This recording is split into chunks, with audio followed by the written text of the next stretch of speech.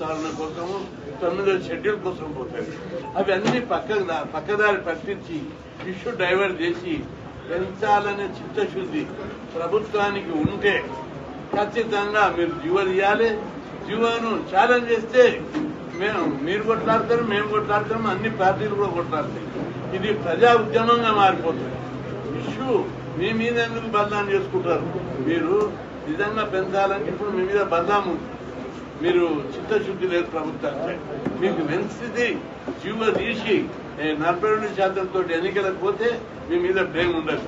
High court, supreme court ఎవరైనా పోతే అక్కడ కేసు గెలిచే అవకాశం ఉంది. గతంతో ఇప్పుడు భిన్నమైన పరిస్థితి. జనాభా లెక్కలు ఉన్నాయి. అసెంబ్లీలో బిల్లు పాస్ అయింది. 50% క్యాప్ ఏదైతే సీలింగ్ ఉందో అగ్రవర్ణాలకు 10% ఇచ్చినప్పుడు సుప్రీంకోర్టు జడ్జిమెంట్ లో కామెంట్ చేసింది. పరిస్థితులకు అనుగుణంగా సరైన జనాభా లెక్కలు, సరైన కారణాలు ఉంటే రిజర్వేషన్లు పెంచుకోవచ్చని తీర్పిచ్చింది. కాబట్టి బలమైన అడ్వకేట్లను పెట్టి గెలిపిస్తే కేసు గెలుస్తుంది. ఒక్కసారి మీరు ఇట్లా రిజర్వేషన్లు పెంచకుండా పోతే బీసీలకు చారిత్రక ద్రోహం అవుతుంది. బీసీ సంఘాలు, బీసీ నాయకులందరూ మనం గమనించాలి. సబ్జెక్టు మీద పర్ఫెక్ట్ ఆలోచన చేయాలి. ఇప్పుడు కవితమ్మ గారు పెద్ద ఎత్తున మనకు అండగా మద్దతుగా వచ్చి ఉద్యమాలు చేస్తున్నారు. బీసీలందరూ కూడా మనకు మద్దతు ఇచ్చి మనం కూడా పెద్ద ఎత్తున ఉద్యమాలు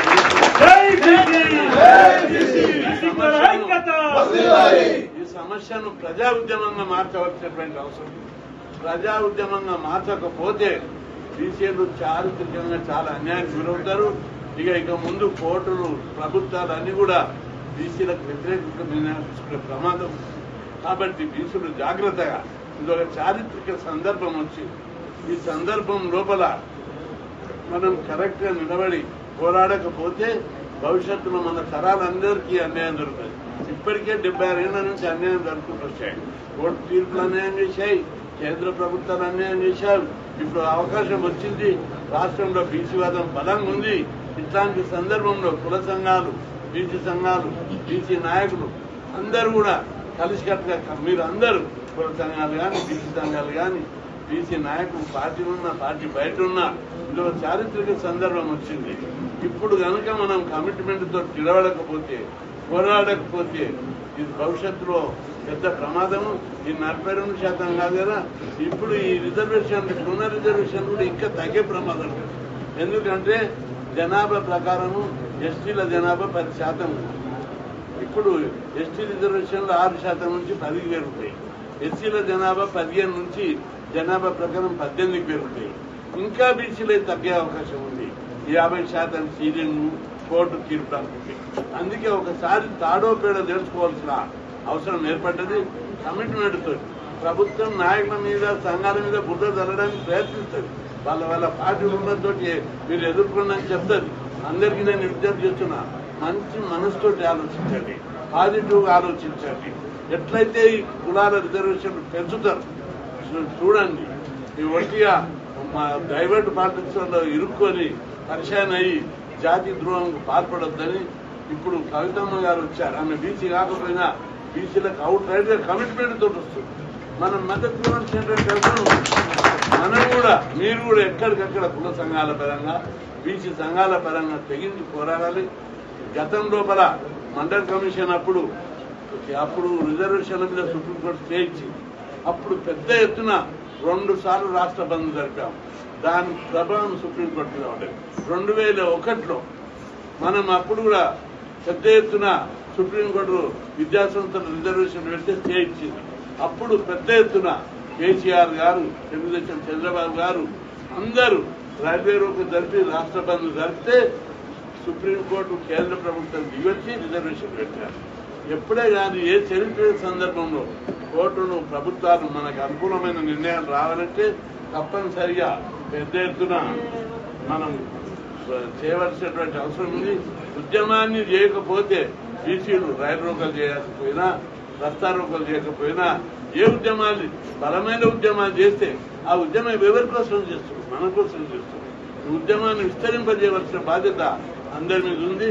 పార్టీలకు అతీతంగా, కులాలకు అతీతంగా, వర్గాలకు అతీతంగా మనం ఆ ఉద్యమాన్ని లేపుకొని భుజాల మీద ఎత్తుకోకపోతే భవిష్యత్తులో బీసీలకు భవిష్యత్తు లేదు.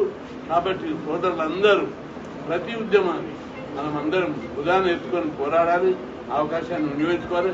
మన ఉద్యమాన్ని భుజాన్ని ఎత్తుకొని నడిపిస్తే మన కోసం పోరాడాలని మరింత ముందుకు వస్తాం. లేకపోతే అది మాది కాదు, ఇది మాది కాదు, కవితమ్మ చేస్తుంది, కృష్ణ చేస్తుండు, ఆ సంఘం చేస్తుంది, ఈ సంఘం అట్లా వెనకపోవద్దు. ఎవరు 42% గురించి ఉద్యమం చేపట్టినా బీసీలందరూ కలిసిగా పెద్ద ఎత్తున మద్దతు ఇవ్వాలని చెప్పి ఈ సందర్భంగా విజ్ఞప్తి చేస్తున్నా. ఈ 42%కు పెంచకుండా రేపు కేబినెట్ లో ఖచ్చితమైన నిర్ణయం తీసుకోవాలి. కోర్టు కేసులు ఏ ఉన్నా ఖచ్చితంగా ప్రభుత్వం తరఫున కొట్లాడాలి. రేపు కేబినెట్ లో కొన్ని లిక్కులు వస్తున్నాయి. 42% లేకుండా రిజర్వేషన్ లేకుండా వచ్చే కుదరదు. ముఖ్యమంత్రి గారు కూడా పాజిటివ్ ఆలోచిస్తారని నేను అనుకుంటున్నా. ఇప్పుడు ప్రభుత్వము పులి మీద సవాల్ చేస్తుంది. పెంచకపోతే మాత్రము బీసీ ఇష్యూ పులి మీరు పెంచకపోతే బీసీలు మాత్రం వదిలిపెట్టే ప్రశ్న ఉండదు. తప్పనిసరి 42% రిజర్వేషన్లతోటి ఎన్నికలు జరపాలని చెప్పి ప్రభుత్వాన్ని డిమాండ్ చేస్తున్నా. లేకపోతే బీసీలు ఇది సందర్భం మండల కమిషన్ అప్పుడు సమసంగ్రామ పరిషత్ రామారావు రిజర్వేషన్ వేయించినప్పుడు బంధులు జరిపాం. అసలు బంధువులు ఇంతవరకు గతంలో జరగలేదు, ఇప్పుడు కూడా జరగలేదు. ఒక షాప్, ఒక బస్ తిరగలేదు, ఒక షాప్ తిరగలేదు, రోడ్డు మీద బస్సులు తిరగలేదు, ఒక మనిషి బయటికి రాలేదు. అట్లాంటి చారిత్రకమైనటువంటి ఉద్యమాలు 2 సందర్భాలలో రిజర్వేషన్ మీద జరిగాయి. 86లో రామారావు 44% గెలిచినప్పుడు బలమైన ఉద్యమాలు చేశాం. మండల కమిషన్ అప్పుడు బలమైన ఉద్యమాలు చేశాం. అదేవిధంగా 2007లో బలమైన రస్తారోకులు బంధులు జరిపాం. అంతా ఇప్పుడు ఇంకా చైతన్యం ఎక్కువైంది. చదువుకున్న ఫీజు రియంబర్స్మెంట్, హాస్టళ్లు, గురుకులాలు పెట్టడంతో చదువుకునే వర్త ఇంకా పెరిగింది.